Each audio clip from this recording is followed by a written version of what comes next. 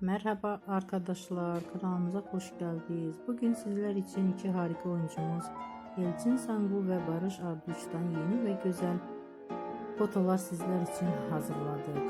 Elçin Sangu öyle bir geçer zaman ki Kurt Seyit ve Şura ve Kiralık Aşk dizisinde rol almış ve herkes tarafından çok beğenilmiştir.